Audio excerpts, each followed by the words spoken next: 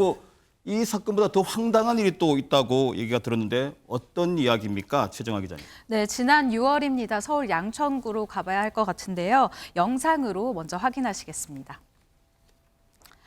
모자를 쓴 한 남성이요. 주차장에 놓인 이삿집 상자 근처를 이렇게 기웃기웃 거리고 있습니다.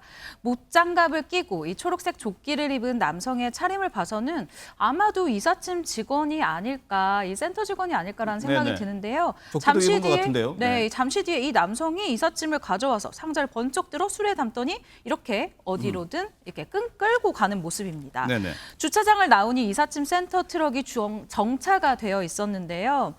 차에 옮겨 실으려나 보다 이렇게 생각을 하던 중에 트럭을 그냥 지나쳐 가는 모습입니다.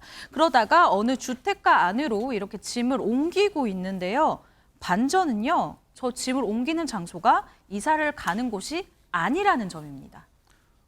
그러면 어디로 저 짐을 가져간 겁니까? 일단 잠시 뒤에요. 112로 한 전화 한 통이 걸려오는데요. 바로 이 영상 속에 있던 이 짐들의 진짜 주인이었습니다. 무슨 일인지 영상으로 함께 보시죠. 112로 걸려온 이 이삿짐 주인의 전화, 바로 이삿짐이 없어졌어요 였습니다. 신고를 받고 출동한 경찰은 현장에 도착해 인근 CCTV를 확인했고요. 뿐만 아니라 이 주변을 탐문하며 약 2시간에 걸친 이 수색 작전을 펼쳤는데요. 좀 전에 이 남성이 들어갔던 한 건물, 이 건물 기억하시죠? 이 건물 주차장에서 남성을 발견한 이 경찰, 바로 남성을 현장에서 이렇게 검거를 했고요. 잃어버렸던 이삿짐도 무사히 되찾았다고 합니다. 네, 뭐 어쨌든 찾았다니까 다행입니다. 그런데 보통 이삿짐 하면은 옷이나 이런 것들이라고 생각하는데 최진봉 교수님 그게 아니었나 봅니다. 그게 아니었습니다. 옷이나 네. 이런 거 갖고 오면 사실 이제 만약에 저분이 이제 뭐 최종 목적은 우리가 확인이 안 됐습니다만 판매하거나 이렇게 상당히 어렵잖아요. 근데 판매하기 쉬운 물건들이 많았어요. 예를 들면 전자제품 같은 거죠. 아하, 그러니까 한마디로 돈이 되는 물건만 골라갔군요. 그렇습니다. 예. 그러니까 이삿짐을 분류할 때 보통 이제 이삿짐 센터나 이런 데서 같은 종류별로 이렇게 짐을 만들고 싸고 이러잖아요. 그런 상황이다 보니까 전기밥솥, 오븐 레인지, 가스 레인지 등 약 100만 원 상당의 전자제품들이 들어 있었고요. 이 물건들을 훔쳐서 다른 곳으로 옮겼던 것입니다. 네, 그러면 이담 아나운서, 이 사람이 이삿짐 직원이 아니었습니까? 네, 아니었습니다. 이 남성은요, 일정한 직업이 없는 것으로 네. 드러났습니다. 무직인 상태였고요. 평소에 이 고철이나 물건을 수집해서 팔면서 생활을 했다고 합니다. 그래서 아마 이 가전제품이 담긴 박스를 가져가지 않았나 싶은데요. 그리고 이 범행은 정말로 이삿짐 센터 직원이 다른 곳에 잠시 간 사이에 일어났다고 하고요. 계획적인 범행은 아니었다고 합니다. 네, 그럼 박승구 변호사님, 이 사람은 원래 그럼 평소에 물건을 주워서 파는 사람, 뭐 혹시 상습범이나 뭐 이런 사람은 아닌 것 같습니다. 상습범으로까지 확인되진 않았습니다. 뉴스파이터가 경찰에 직접 취재한 바에 따르면 이 남성 빌딩 앞에 이삿짐 센터 차량이 대기에 있는 것을 보고 이사 중이라는 사실을 알게 되었다고 합니다. 네네. 그리고는 이삿짐 근처에서 서성대기 시작하는데 심지어 이삿짐 센터 직원이 짐을 가져가지 말라고 경고까지 했다고 합니다. 그럼에도 불구하고 이 남성, 이 직원이 잠시 다른 곳으로 이동한 사이에 수레에 이삿짐을 실어서는 500m 떨어진 자신의 집으로 직접 이 이삿짐을 가지고 갔다고 합니다. 80대 남성인데요. 이 80대 남성 경찰 검거위에 수사를 받고 있고 동종 전과는 없는 것으로 밝혀졌습니다. 네, 관련해서 경찰 얘기 듣고 오겠습니다. 해당 빌딩 앞에 이삿짐 센터가 와서 이사 중인 것을 확인하고 범인은 근처를 서성거리면서 물색을 하고 있었던 것으로 보여지며 주변을 서성거리면서 가져가려는 행색이 보여가지고 이삿짐 센터 직원이 가져가지 말라고 경고했는데도 가져가는 행동을 보였습니다. 피의자가 짐을 다 정리하면서 밖에 내려놓은 상태였기 때문에 팔 물건들을 고르고 있던 행색을 보여줬습니다. 네, 남의 이삿짐에 눈독 들였다가는 큰일 날 수 있습니다. 교도소로 갈 수 있으니까 조심해야 되겠습니다.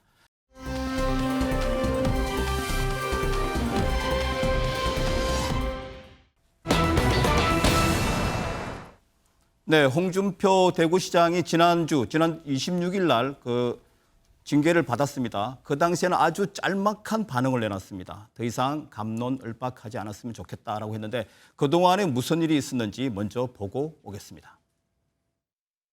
수해로 상처 입은 국민과 당원 동지 여러분들에게 심려를 끼쳐 드린 점에 대해서 다시 한번 사과 말씀드립니다.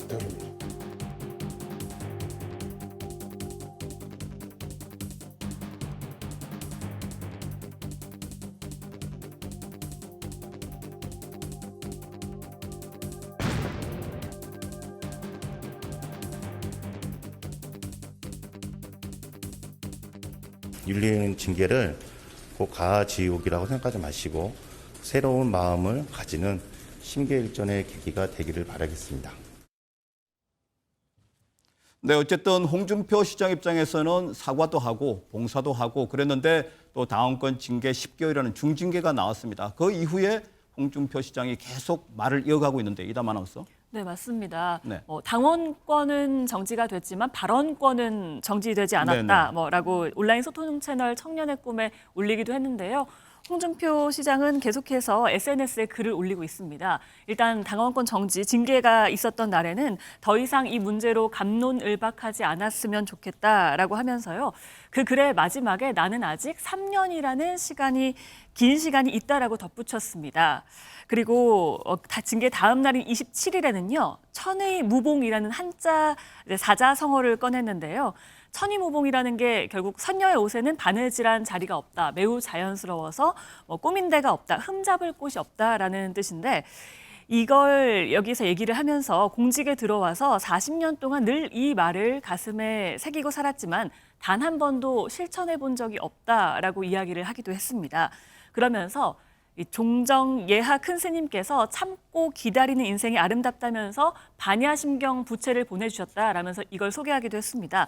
평상심을 가지라고 한 것 같았다라고 이야기하기도 했습니다.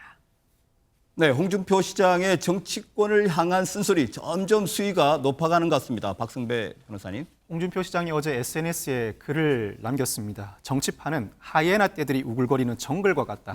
하이에나 떼들에게 한두 번 당한 것도 아니지만 이 또한 한때 지나가는 바람에 불과하다라면서 나를 잡범 취급한 건 유감이다라고 속내를 드러냈습니다. 이어서 모두 힘을 합쳐도 어려운 판에 나까지 내치고도 총선이 될까라고 글을 썼는데 이 글은 삭제됐습니다.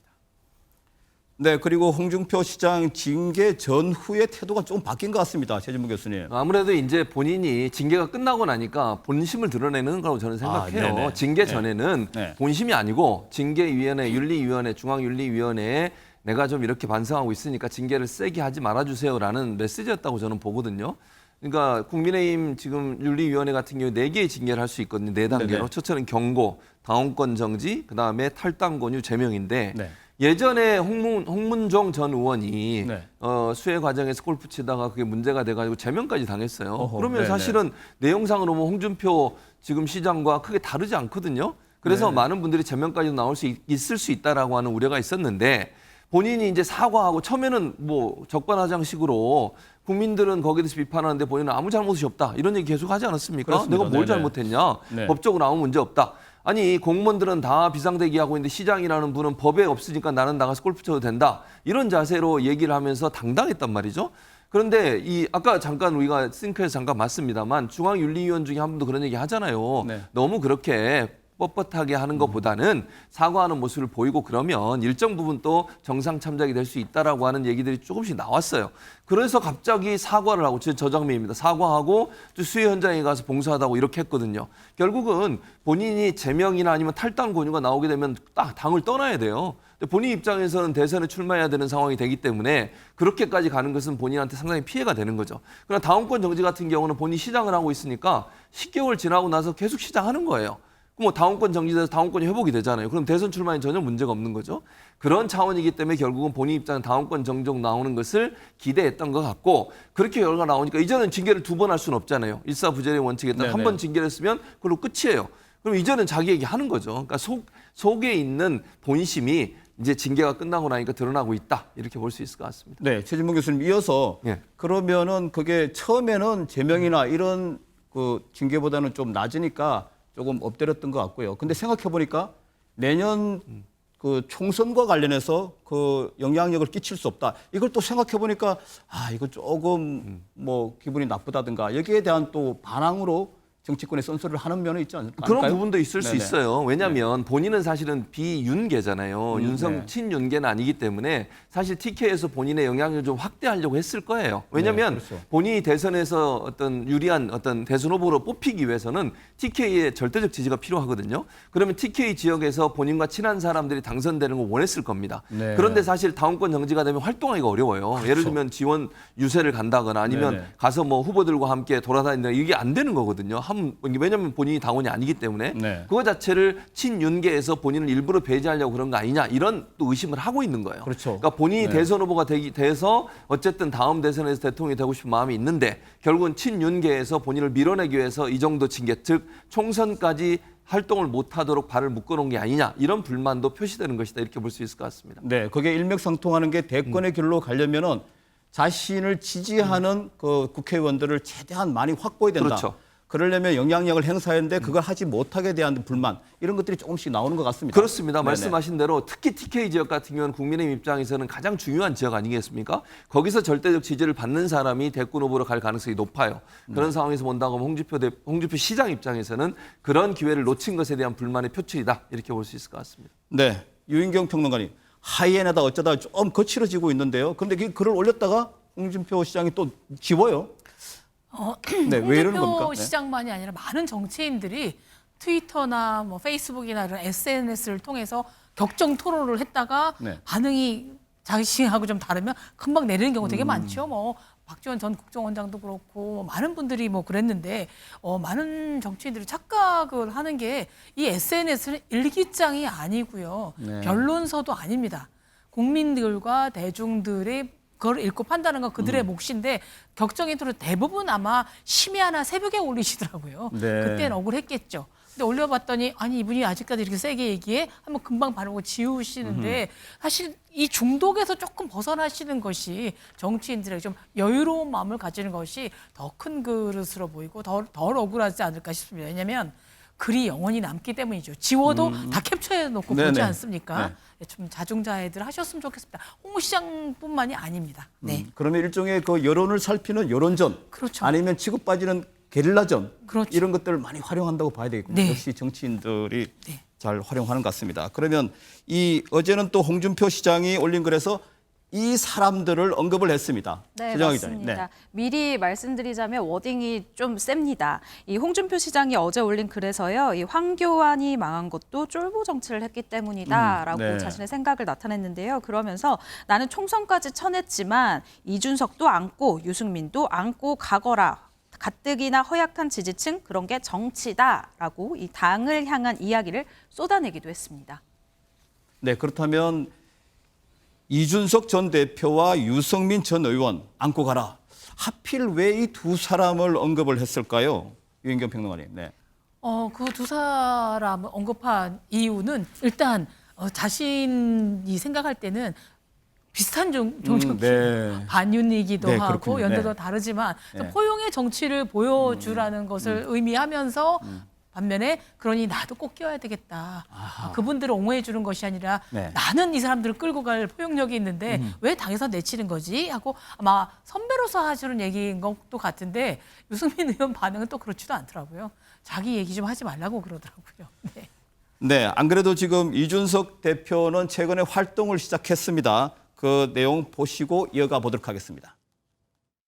아니 요새 M 방송국 나가기만 하면 100만 터지던데. 이번에 150만인가? 굳이 따로 유튜브를 해야 되고. 150만 기록했죠. 나는 그냥 정책적인 것만 한번 다뤄보는 방송을 해보고 싶다. 프로그램 이름은? 프로그램 이름. 여의도를 바꿔보자. 리빌딩 해보자. 그래서 재건축. 지금 뭐 할래, 대표? 조합장 하면 돈좀 벌더라. 바로 여러분이 조합원이 되십시오. 네, 아무래도 이준석 대표는 토론을 잘 하지 않습니까? 잘하는 일을 할 것 같은데 이담 아나운서. 근데 채널명이 재미가 있습니다. 네, 채널명이 여의도 재건축 조합입니다. 네. 그러니까 여의도로 대표되는 한국의 고질적인 정치 문화를 재건축하겠다라는 의미로 지었다고 하는데요. 지난 28일에 채널을 개설했습니다. 정책 토론에 이제 초점을 맞춘 채널이라고 하고요. 이준석 전 대표가 조합장으로 나섰고 네. 천하람 전남 순천갑 당협위원장이 현장소장이라고 하고요. 이긴 경기도 의원이 책임감리라고 하면서 직함도 이렇게 지었습니다. 네네. 아까 얘기한 것처럼 이준석 전 대표가 구독자를 조합원이라고 칭을 하는 것 같습니다. 네. 그리고 에피소드 형식으로 뭐 1, 2, 3 이렇게 영상을 게재를 하고 있는데요. 뭐 최근에 이제 이슈가 되고 있는 것에 대해서 얘기를 많이 하고 있습니다. 예를 들면은 교권 회복에 대한 것도 이야기를 하고 있고요. 첫 번째로 올라왔던 영상 같은 경우에는 북한 방송을 대중에게 공개해야 할까 이런 주제로 영상을 다루고 있고 토론을 하는 내용입니다. 네, 여의도를 재건축하겠다. 어떻게 보면은 정치를 갈아엎겠다. 이런 의미로도 해석이 되는데요. 그러면 이준석 대표 이런 행보 어떤 의도가 있을까요? 당연히 최진봉 교수님. 총선을 앞둔 의도죠. 의도적으로 네. 저는 이렇게 한다고 봐요. 내년 총선을 바라보고 당연하죠. 활동을 네. 시작했다. 왜냐하면 사실은 윤석열 정부에 대한 심판적 성격이 강합니다. 내년 총선은. 네. 그러면 국민의힘 내부에서 여러 가지 이제 총선이 가까워지면 가까워질수록 내부적인 분란이 일어날 가능성이 있어요. 왜 그러냐면 만약의 경우 지금 이제 여의도에서 시나리오는 검사 출신들을 많이 공천을 주다 보면 현역들이 많이 탈락하게 됩니다. 그럼 탈락한 현역들은 본인들의 그 지역구를 지키기 위해서 또다시 출마를 강행할 가능성이 있어요. 하나의 방법은 무소속으로 출마할 가능성이 있고요. 또 하나의 방법은 새로운 당을 만들 가능성이 있습니다. 즉 총선이 가까워지면서 만약에 공천에 탈락한 사람들이 모여서 새로운 정당을 만드는 신당을 창당했을 때 누구를 지도자로 세울까요, 그러면? 그래서 유승민, 이준석 이 두 분 같은 경우에는 어쨌든 중요한 보수 진영의 인지도 있는 분들이잖아요. 이분들이 중심에서 만들 가능성이 있다는 거. 두 번째는요, 지금의 선거구 제도나 선거제도를 바꾸지 않으면 또다시 위성 정당들이 엄청나게 많이 난립을 할 겁니다. 그랬을 경우에 뭐 지역구는 아니더라도 위성 정당을 만들어서 비례대표를 출마시켜서 당선시킬 가능성도 있어요. 그렇게 되면 결국 이준석, 유승민처럼 인지도 있는 사람들이 중심에서 당을 하나 만들고 그 당에서 의원들을 많이 배출해낼 수 있는 상황도 될 수 있다라는 거죠. 그러니까 결국 지금의 상황이 윤석열 대통령의 지지율이 높으면 저렇게 활동할 공간이 별로 없어요. 근데 윤석열 대통령의 지지율이나 오늘 그 리얼미터 조사에도 보니까 당도 민주당이 물론 지난주에는 민주당이 뒤지고 국민의힘이 앞서는 갤럽 여론조사도 있었지만 다른 여론조사 결과를 보면 또 반대예요. 그러니까 이런 왔다 갔다 하는 상황에서 윤석열 대통령의 지지율이 낮은 것 때문에 새로운 움직일 공간이 생긴 거라고 보여지고요. 그 공간이 생긴 것을 통해서 결국은 본인이 활동을 좀 더 적극적으로 하겠다는 의지를 유튜브 활동을 통해서 얘기하고 또 진행하는 게 아닌가 이렇게 볼 수 있을 것 같습니다. 네, 여기서 돌발 질문. 그럼 최진봉 교수님. 그러면 아까 언급을 하셨는데 국민의힘에서 같이 출마할 가능성은 없다고 봐야 될까요? 제가 볼 때는 어려워요. 제 생각입니다, 물론. 왜냐하면 공천을 받을 가능성이 있겠냐는 거죠. 잘 아시는 것처럼 대선 기간 동안 이준석 대표와 윤석열 대통령 엄청나게 부딪혔습니다. 지금도 사실은 관계가 좋지 않아요. 천하람 위원장도 마찬가지고 그런 상황에서 공천을 준다? 저는 가능성이 상당히 낮다고 생각합니다. 그렇기 때문에 공천을 받지 못한 상황이 되면 본인은 출마를 해야 되면 무소속으로 나가든 아니면 새로운 정당을 만들어야 돼요. 그런데 그 공간을 만들어내는 건 본인의 역량이거든요. 즉 보수 진영이 봤을 때 다음 총선에서 만약 국민의힘에게 희망이 없다고 생각하면 새로운 보수 진영의 신당이나 아니면 새로운 세력들을 옹립하려는 그런 세력들이 만들어질 겁니다. 그 공간이 만들어졌을 때 이준석 전 대표가 깃발을 들고 본인 중심으로 새로운 신당을 만들거나 아니면 새로운 창당을 통해서 그걸 통해서 본인이 보수의 대안이라고 하는 부분들을 확실하게 보여주는 그런 정책을 하려는 의도가 있지 않나 이렇게 보여집니다. 네, 요즘 여러 정치인들이 자기 목소리를 높이는 걸 보니까 역시 정치의 계절이 다가온 것 같습니다.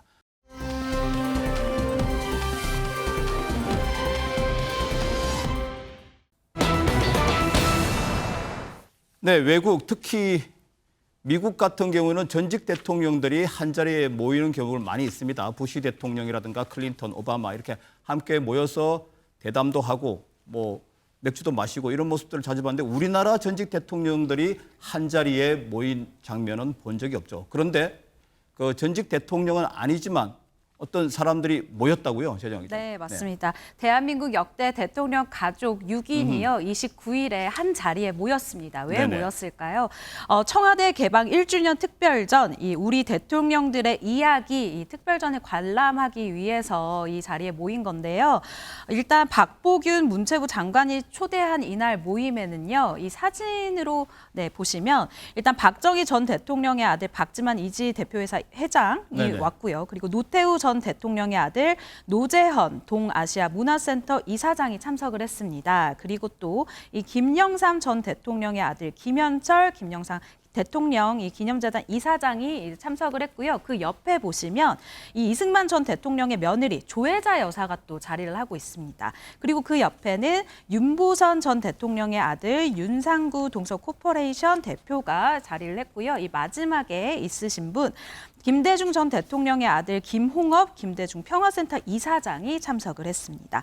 이번에 이 특별전 같은 경우에는요, 역대 대통령들의 삶과 그리고 라이프 스타일을 상징하는 소품을 중심으로 이뤄진 특별전이라고 소개가 되어 있네요. 네.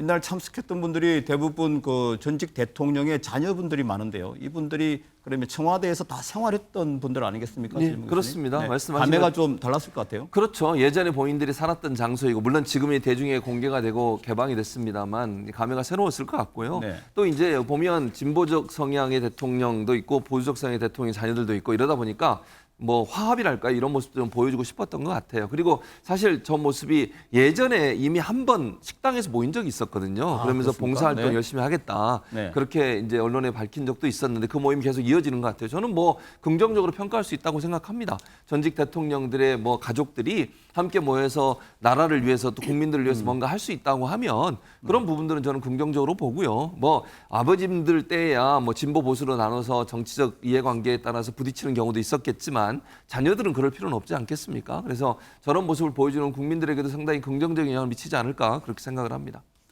네, 이들이 이 자리에 함께 모이게 된 배경이 있을 것 같습니다. 예, 네. 박보균 문화체육관광부 장관이 이 자리를 만들었습니다. 네. 네. 신문 기자 출신이기도 하시죠. 박 장관은 우리 대통령들은 자유민주주의, 한미동맹, 그리고 산업화와 민주주의 성취를 이루어서 대한민국의 기적의 역사를 이끄셨다라고 이제 강조했고요. 이 자리는 자랑스러운 역사가 역대 대통령들의 고뇌와 결단, 그리고 헌신과 국민에 대한 사랑으로 만들어졌음을 확인하고 기억하기 위해서라고 얘기를 했습니다. 이와 함께 역동적인 현대사 속 갈등과 대립을 후대 대통령 가족들이 역사적 화해를 통해서 극복하고 새로운 통합과 전진하는 대한민국 미래상을 만들자는 다짐이고 또 상징적인 장면이라고 했는데 저는 그 정말 요새 막 분열되고 갈라치기하고 진보 보수 뭐 좌우 나눠지는 정치 현실 속에서 대통령의 자제분들이긴 하지만 이렇게 모였다라는 게 굉장히 따뜻하고 가슴에 뭉클한 장면이기도 했고요. 또 무엇보다도 의미가 있는 건 뭐냐면 박정희 대통령 기념관 이사장인 유영구 이사장님이 최근에 20대 G세대 청년들을 네. 데려다가 보여줬더니 박정희 대통령이 누구냐고 묻더랍니다. 네. 그런 MZ세대 사람, 그 젊은 층에 볼 때는 이승만 대통령부터 기억될 우리나라 역대 대통령 이름이라도 한번 되새길 네. 수 있는 네, 네. 그분들의 업적도 중요하지만 그리고 어쨌든 정치적 그 진보와 보수를 떠나서 함께 모여서 자제분들이 미소 짓고 부모님들을 기억하면서 한국의 근현대사를 살펴볼 수 있는 굉장히 아름다운 자리였다고 개인적으로 생각합니다. 네.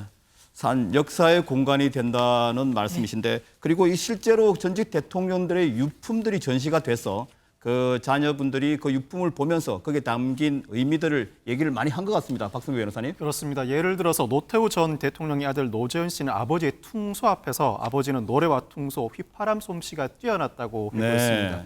김영삼 전 대통령의 아들 김현철 씨는 아버지의 조깅 앞에서 새벽 조깅은 아버지의 일종의 직무의식이라고 언급했고 김대중 전 대통령의 아들 김홍업 씨는 김대중 전 대통령이 최규하, 전두환, 노태우, 김영삼 전 대통령 초천 만찬 기념 사진 앞에서 아버지는 통합 메시지를 전달하고 싶어 했다고 회고하기도 했습니다. 그 외에도 이승만 전 대통령의 며느리 조혜자 씨는 아버님이 쓰시던 영문 타작이 꿈틀대는 것 같다.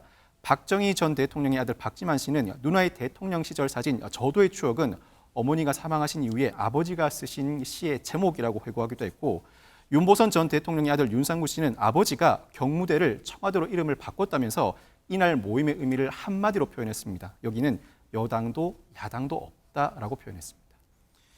네, 대통령 아들들이 모인 게 이번이 처음은 아니었던 것 같습니다. 네, 이남 아나운서. 맞습니다. 네. 뉴스파이터에서도 전해드렸었는데요. 일단 첫 번째 만남은 지난 2월 16일이었습니다.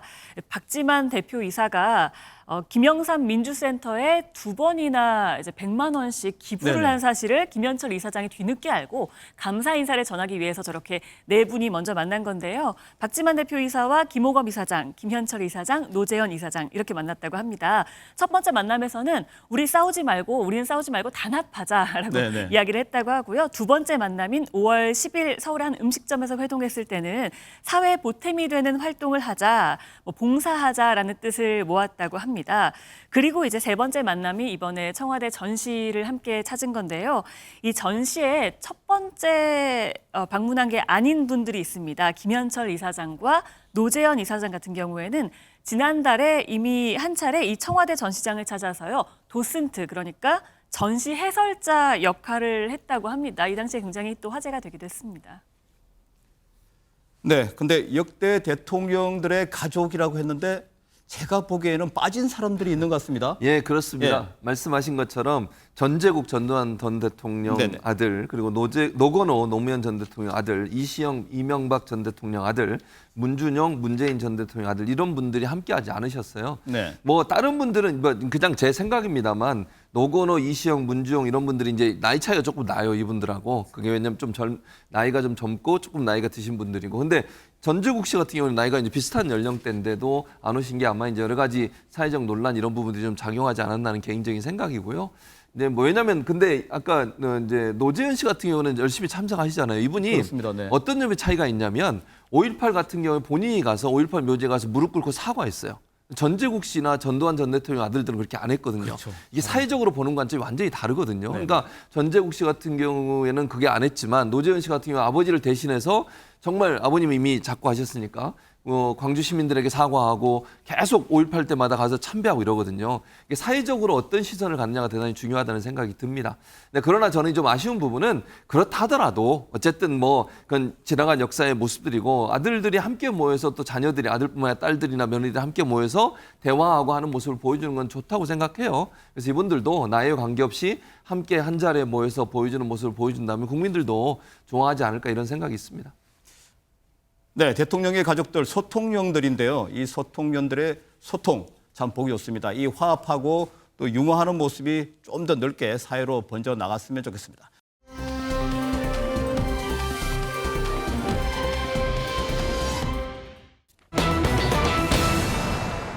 네, 영탁하면 이게 떠오를 것 같은데요. 특히 술 좋아하시는 분들은 이걸 빼놓을 수가 없습니다. 영상으로 먼저 보고 이어가 보도록 하겠습니다.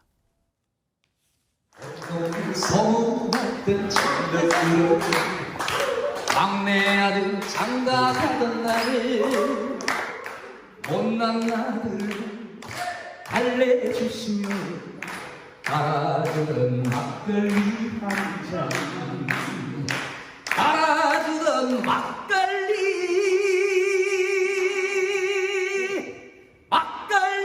한잔.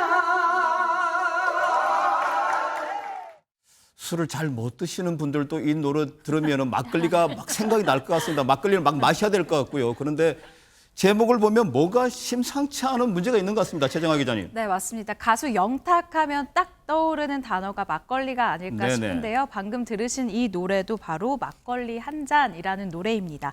방금 보고 오신 이 영상은요. 영탁 씨가 직접 이 영탁 막걸리라는 것을 이 홍보할 때 광고 촬영 현장에서 노래를 이렇게 열심히 부르는 모습, 그리고 이렇게 사진을 찍어서 SNS에 올리기 위한 이런 모습들을 담은 그런 영상이었는데요.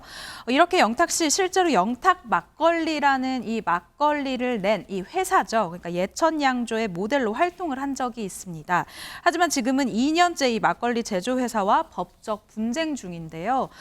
이유는 이 가수 영탁 씨가 이 회사를 상대로 영탁 막걸리라는 상표권을 사용을 금지해달라라는 소송을 제기했기 때문입니다.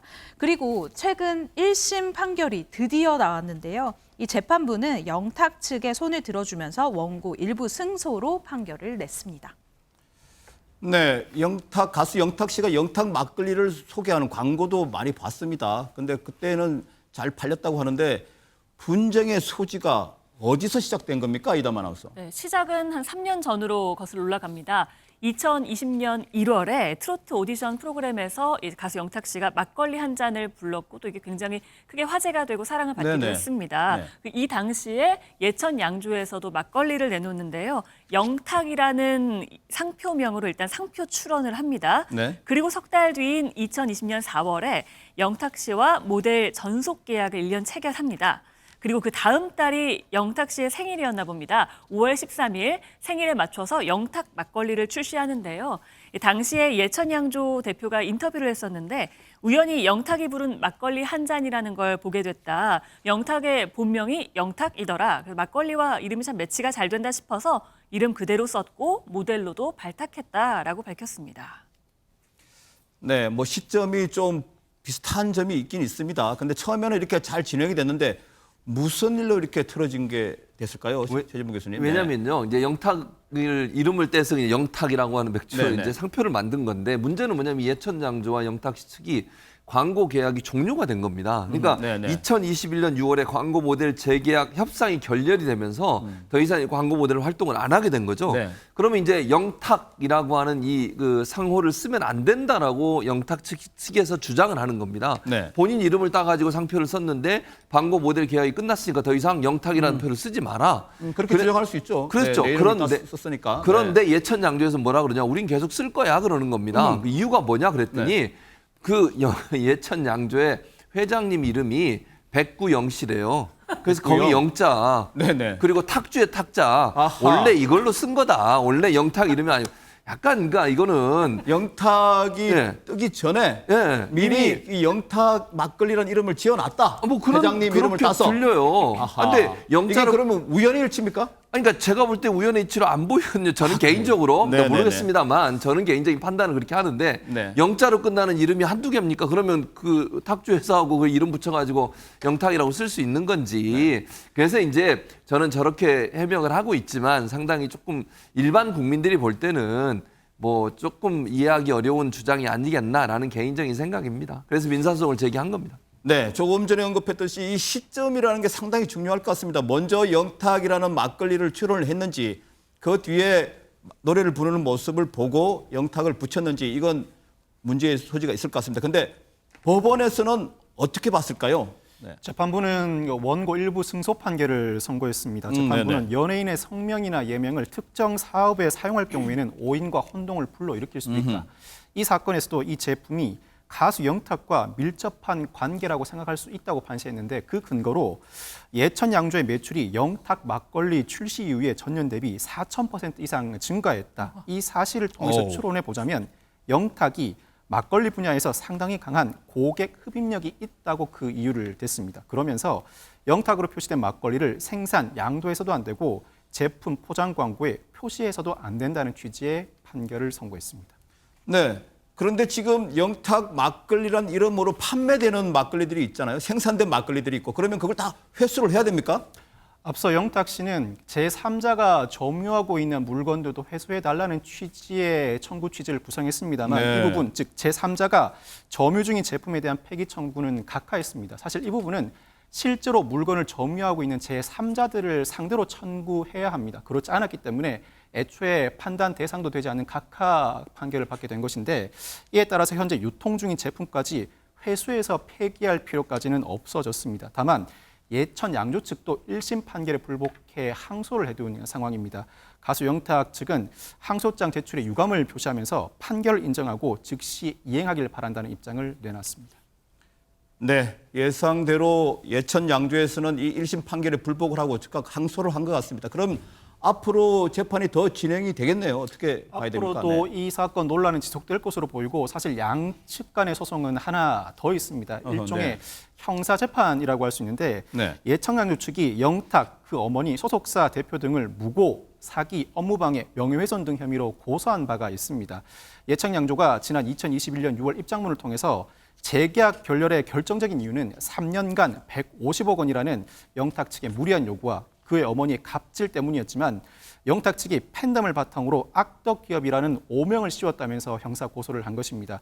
그 반면에 영탁 씨 측도 예청양조 관계자들을 정보통신망법 위반, 명예훼손, 협박, 공갈 미수동 혐의로 고소한 바가 있는데 최근 영탁 씨 측의 소속사가 이 예청 양조 관계자들 명예를 훼손하고 협박했다는 혐의로 현재 기소가 돼 재판을 받고 있다고 알려오기도 했습니다. 네, 이 사건은 상표권뿐만 아니라 명예훼손까지도 걸려 있는 것 같습니다. 좀 더 지켜봐야 될 것 같습니다.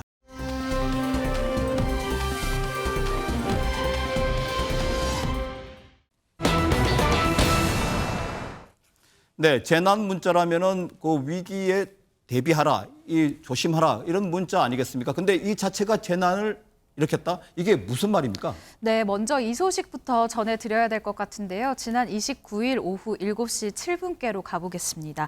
전북 장수군 지역에서요, 규모 3.5 강도의 지진이 발생을 했는데요. 이번 지진은 올해 한반도에서 발생한 지진 중 규모 3위에 발생할 정도로 굉장히 강력한 이 진동이었습니다. 먼저 당시 상황을 영상으로 함께 보시겠습니다. 네. 도로에 달린 CCTV 화면이요, 굉장히 크게 흔들리고 또 카페에 앉아있던 손님들도 진동을 느낀 듯 네네. 이 주변을 막 살펴보기 시작합니다. 도로를 주행 중이던 자동차 역시 흔들림을 느꼈는지 비상등을 켜고 이렇게 잠시 멈춰서는 모습인데요. 이날 발생한 지진으로 다행히 인명피해는 없었지만 지진을 느꼈다라는 이 신고가 전국에서 이어졌습니다. 네, 당시 그 전북 주민들은 많이 놀랐을 것 같습니다. 얼마나 놀랐는지 그 주민들의 목소리 들어보고 오겠습니다. 갑자기 쿵 소리가 나가지고 가스통이 터지는 줄 알았어요, 저는. 그러다가 보니까 그게 지진인 것 같더라고요. 폭탄 터지는 소리 나면서 집이 막 흔들렸거든요. 불러봤는데 마당이랑 벽이랑 이렇게 금이 가 있었어요. 방해가 있으니까 방바닥이 그냥 흔들흔들 하더라고. 들썩들썩 하길래는 깜짝 놀랐어. 아, 이상하다 했더니 막 서울서 그냥 애들 집에서 그냥 막 전화가 오고 막. 박승배 변호사님, 그런데 조금 전에 재난 수준의 재난 문자라고 했어요. 왜 그런 말이 나온 겁니까? 기상청이 앞서 지진 규모를 4.1로 발표했다가 3.5로 조정을 합니다. 지진파 중에서 속도가 빠른 P8을 자동 분석한 결과 4.1로 나왔지만 추후 분석해 봤더니 3.5라는 것인데 네네. 다만 이 사실을 국민들에게는 알리지 않고 관계기관에만 수정된 정보를 전달했다고 합니다. 기상청 측은 규모 4.0 이하의 지진은 전 국민에게 긴급 재난 문자를 보내는 사항이 아니라고 해명했지만 대다수의 국민들은 대규모 지진으로 오인하고 말게 된 것입니다. 이 부분을 고쳐주지 않은 것이죠. 뿐만 아니라 중대본은 저녁 8시 26분경에 긴급 재난 알림 문자를 발송하면서 지진 발생 지역을 전북 장수군이 아닌 전남 장수군으로 표기합니다.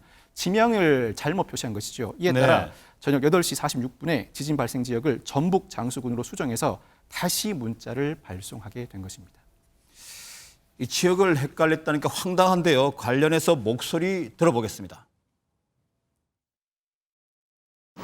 재난 문자에 전남이라고 뜨더라고요. 전남 장수군이라고 떴는데 거기서 보고 참 의아했죠. 이게 저희 동네가 맞나 싶기도 하고 주민들이 봤을 때 전남이라고 하고 대피를 안 했으면 이제 그런 실수 착오 문자가 발송된 거부터가 일단 문제가 생기는 거잖아요. 네, 전남과 전북을 헷갈렸다니 참 어떻게 이럴 수가 있죠? 그 다른 때면 모르지만 이게 또 위기 상황이잖아요. 당연하죠. 네. 지진이 났으면 대피를 해야 되고 또 대피를 할 필요가 없는 데서 또 대피를 하는 일이 발생하는 거잖아요. 그 확인을 제대로 하고 보내야죠. 저는 좀 이해가 안 되는 행안부의 해명도 저는 이해가 안 돼요. 행안부 측에서 뭐라고 얘기했냐면 급하게 문자를 보내다 보니까 담당 공무원 지역명을 입력하는 과정이 발생할 실수라고 해명을 했대요. 실수할 게 따로 있지. 같은 장수군이지만 전남, 전북은 완전히 다르잖아요, 지역이. 네, 그러면 그 전북 지역에서는 전남에서 일어난 일이구나. 그렇죠. 우리 땅이 대피를 아니구나. 안 하죠, 그러면. 전남에도 뭐 그 같은 이름이 있나? 이렇게 생각할 수도 있잖아요. 그렇게 생각할 수밖에 없죠. 그러니까 얼마나 황당한 거잖아요. 그럼요. 그럼 사과를 하고 다음부터는 잘하겠습니다고 얘기를 해야지. 그리고 나서 또 문자 발송에 대해서 뭐라고 얘기했냐면 지진 알림 문자는 기본적으로 기상청 소관이다. 행안부는 그냥 알려드리기 위해서 그냥 경계하시라고 보내주는 것이다. 그런 얘기를 한 거예요. 그러니까 이런 태도가 잘못됐다는 말씀을 드리는 거예요. 이게 잘못돼서 국민들한테 잘못 전달됐으면 행안부가 사과를 하고 국민들께 죄송합니다. 다음부터는 열심히 잘하겠습니다. 이래야지. 기상청 소관이고 우리 행안부는 그냥 주의하라는 차원에서 보낸 것이기 때문에 좀 실수해도 괜찮은 겁니다. 라고 읽히는 그런 말을 하면 안 되는 거잖아요. 그런 부분은 좀 다음부터 잘못한 건 인정하고 이제 똑바로 제대로 하시기 바라겠습니다. 네, 그냥 문자가 아니고 이건 재난 문자잖아요. 그리고 국민의 피해와 직결될 수 있는 문제이기 때문에 이걸 한 공무원의 실수다 이렇게 치부하지 말고 시스템을 제대로 점검을 해야겠습니다.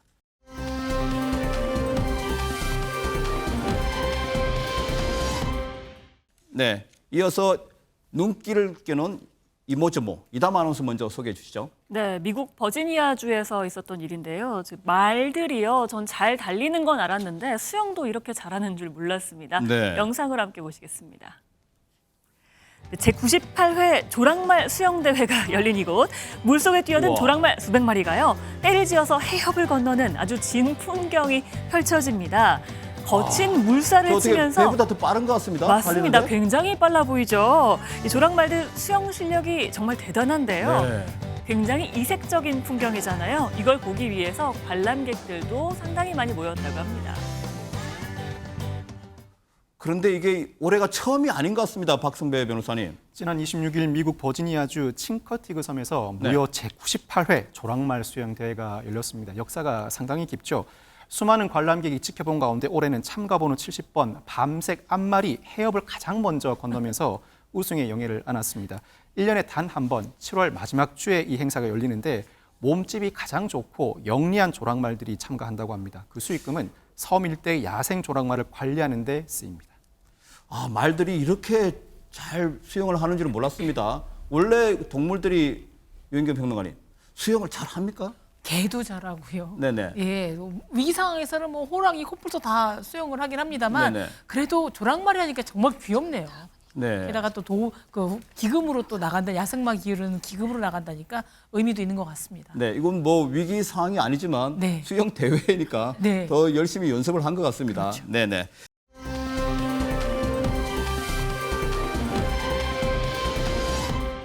그리고 최정화 기자님, 이번에는 미국에서 또 다른 구조 얘기가 또 들려오는데요. 네, 이번에는 분위기를 바꿔서 조금 긴박하게 가보도록 하겠습니다. 영상으로 먼저 확인해 보시죠. 끝도 없이 펼쳐진 옥수수밭 위로 헬기가 뜬 이유, 잠시 한눈판 사이에 사라진 아이를 찾기 위함이었는데요. 아이 키보다도 높은 작물들에 가려져서 육안으로는 쉽게 이 아이를 찾을 수가 없었던 겁니다. 결국 실종 신고를 한 가족들, 경찰에 헬기를 띄웠고요. 이렇게 적외선 카메라를 통해서 아이를 찾을 수가 있었습니다. 이 아이는요, 정말 수시간 동안 옥수수밭과 콩밭 등을 헤매고 다녔는데요. 아이의 위치를 전달받은 가족들은 밭을 헤치고 달려가서 드디어 이 아이를 이렇게 곁으로 가서 아이를 품에 안는 데 성공을 합니다. 네네네. 안도감도 잠시입니다. 헬기를 향한 이 감사 인사 아주 적극적으로 행하고 있는 가족들의 모습입니다. 네, 그런데 어쩌다 이 아이가 이 옥수수 밭으로 간 겁니까? 왜 어떻게 된 거냐면요. 네네. 이게 오하이오 그린 카운티 한 가정집 마당에서 놀고 있었어요, 아이가. 네네. 근데 보모가 아이를 아마 보고 있었던 것 같아요. 근데 보모가 잠깐 눈을 이렇게 다른 곳에 둔 사이에 아이가 울타리를 넘어서 옥수수밭 쪽으로 달려간 거예요. 아이는 그냥 뭐 놀러 간 거죠, 결국. 근데 옥수수밭이 워낙 키가 크니까 아이가 보이질 않는 거예요.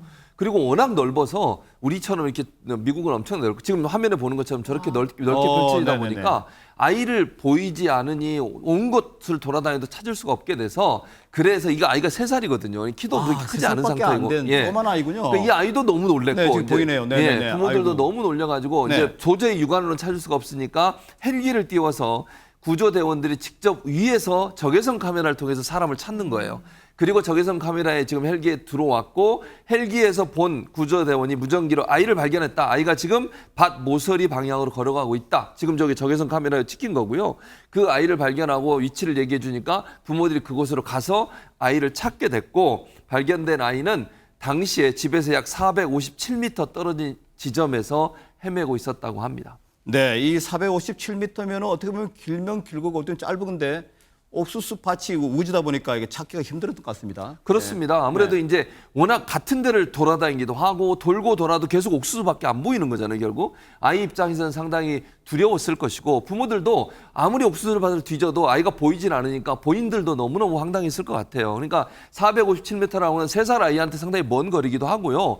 그리고 같은 지역은 몇 번 맴돌았을 가능성이 저는 있다고 생각해요. 그런 점에서 본다고 하면 이 키 큰 옥수수 밭에서 사라진 아이를 찾는 것은 대단히 어려웠을 것입니다. 것이다. 만약에 적외선 카메라가 아니었으면 쉽게 찾기가 쉽지 않은 그런 상황이었다는 생각이 듭니다. 네, 그 부모의 놀란 가슴도 느껴집니다. 보고 계십니까? 대박 사건. 네, 안녕하십니까? 김명준입니다. 여러분과 함께하는 뉴스파이터. 다양한 소식과 뉴스를 보고 싶으시면 화면 오른쪽을 꾹 눌러 구독해 주시길 바랍니다. TV로도 유튜브로도 여러분께 한 발 더 다가가겠습니다. MBN 뉴스와 뉴스파이터를 사랑해 주셔서 고맙습니다.